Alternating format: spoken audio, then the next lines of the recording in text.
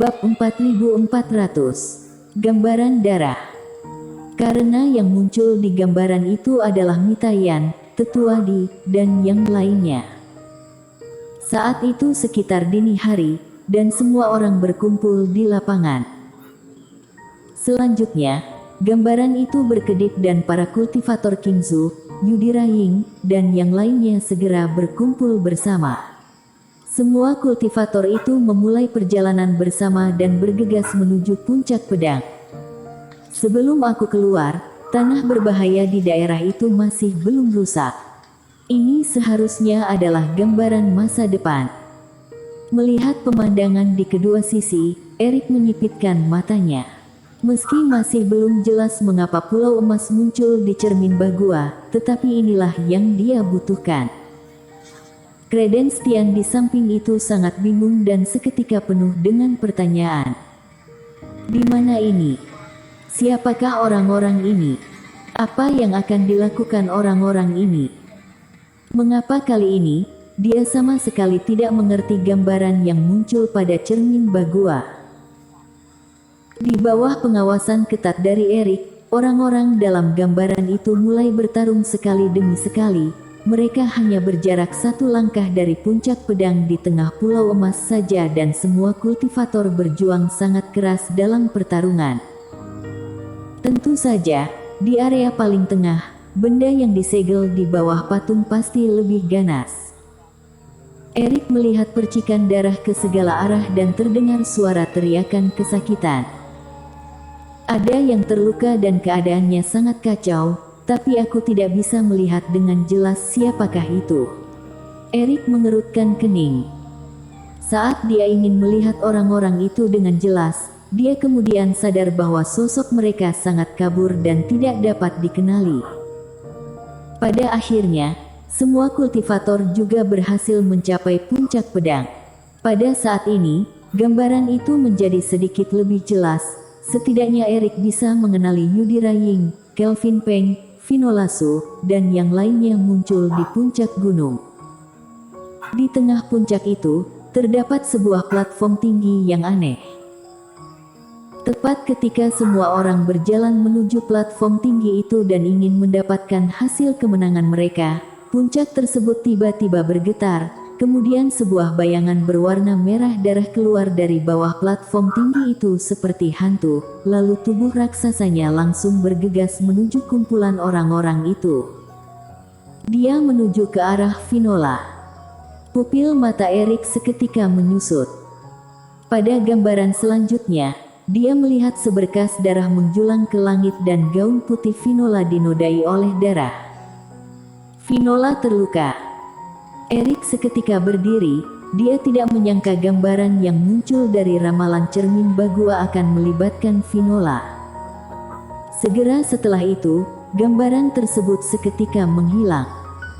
Credence, mengapa gambaran itu menjadi kabur ketika sampai di sini? Tanya Erik sambil mengerutkan kening.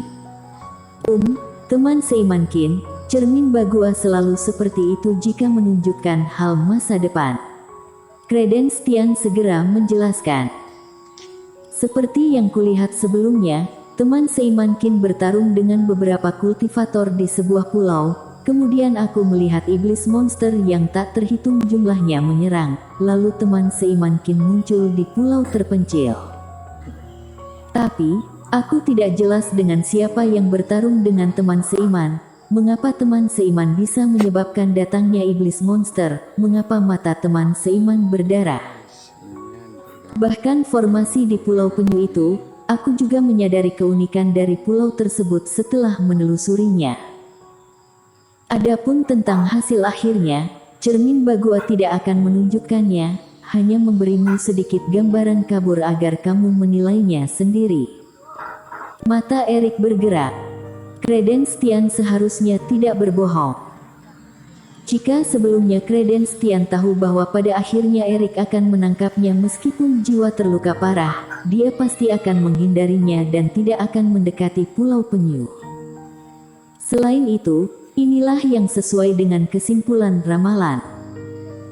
Jika seseorang atau sebuah benda berharga mampu sepenuhnya menentukan segala sesuatu yang terjadi di masa depan, orang tersebut mungkin tidak berada di dunia lagi dan dunia ini tidak akan ada begitu banyak perubahan dan hal yang tidak diduga lagi. Perjalanan menuju puncak pedang sangat berbahaya dan Finola juga akan jatuh dalam bahaya besar pada akhirnya. Meskipun tidak cukup jelas, Erik tetap mengkhawatirkannya. Credence, apakah kamu yakin bahwa gambaran di cermin Bagua ini pasti akan terjadi? Tanya Erik dengan ragu. Aku sangat yakin. Setidaknya, benda ini tidak pernah gagal sejak aku mendapatkannya. Credence Tian segera meyakinkannya. Kalau begitu, petunjuk tersebut sangat penting. Erik kemudian mengepalkan tangannya. Pada saat ini, hal yang akan terjadi di masa depan telah terungkap di depannya terlebih dahulu dan hal terpenting jelas terjadi pada puncak pedang. Jika tidak akan terjadi masalah pada cermin Bagua ini, maka hal yang sama dengan kedua matanya berdarah pasti akan terjadi, yaitu monster berdarah itu pasti akan muncul di atas puncak pedang, bahkan menyerang Finola dan Finola akan terluka. Dia tidak mengetahui monster itu dan juga tidak tahu mengapa dia memilih menyerang ke arah Finola. Semua ini adalah misteri. Namun, darah menjulang ke langit itu nyata, baju Finola ternodai darah juga nyata, yang artinya monster itu pasti akan berhasil. Waktu sangat mendesak, itu seharusnya akan terjadi beberapa hari kemudian. Namun, kerohaniannya tidak mungkin bisa pulih. Saat melihat cahaya cermin Bagua yang perlahan-lahan menghilang setelah menunjukkan gambaran itu, Erik menarik napas yang dalam dan sedikit cemas. Yudira Ying dan yang lainnya selalu menuju puncak pedang setiap hari, dia tidak mungkin memberitahu mereka tentang cermin Bagua tersebut. Tentu saja, meskipun dia memberitahu mereka, mereka belum tentu percaya. Bagaimanapun, hal ini sangat konyol. Siapa yang akan percaya bahwa ada sebuah cermin Bagua yang mampu meramal hal yang terjadi di masa depan? Meskipun percaya, masalah tersebut belum tentu tidak akan terjadi. Sama seperti yang dia lakukan sebelumnya, Credence Tian memberitahunya bahwa dia selanjutnya akan mengalami bencana, tetapi Erik tetap tidak bisa menghindarinya. Meskipun aku tetap tidak bisa pulih pada saat itu, aku juga tidak boleh hanya duduk diam, aku harus pergi ke puncak pedang, tidak boleh membiarkan Finola jatuh ke dalam bahaya. Suasana hatinya terasa berat, Erik melambaikan tangan dan kembali menyimpan cermin Bagua ke dalam sakunya, kemudian menoleh dan melihat Credence Tian.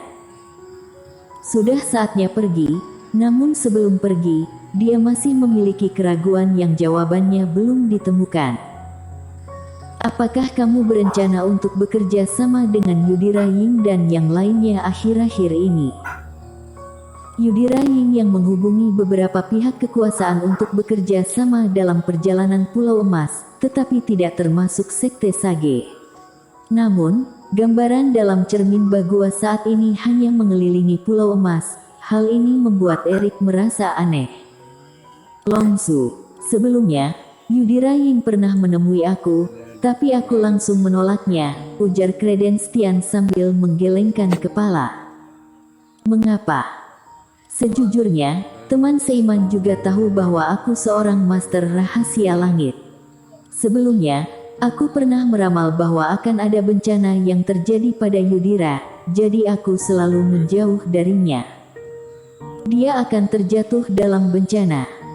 Hati Erik berkedut.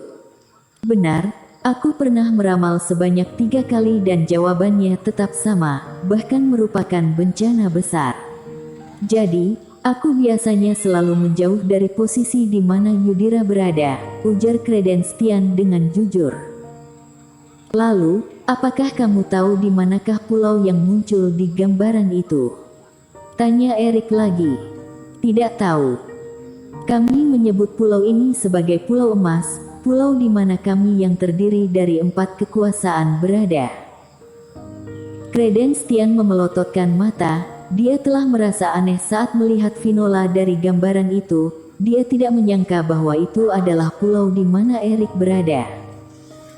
Kalau kamu ingin menjauh dari orang itu, mengapa gambaran yang kamu kumpulkan akan fokus pada pulau tersebut? Tanya Erik. Kali ini, Credenstian juga kebingungan. Mengapa? Kamu bertanya padaku. Aku sendiri juga tidak tahu. Jika bukan diberitahu oleh Erik, dia bahkan tidak tahu di mana letak pulau itu. Teman seimankin, aku benar-benar tidak jelas. Lihatlah, tidak ada anggota sekte Sage di gambaran itu. Credenstian mengenang kembali gambaran sebelumnya dan berpikir. Bersambung.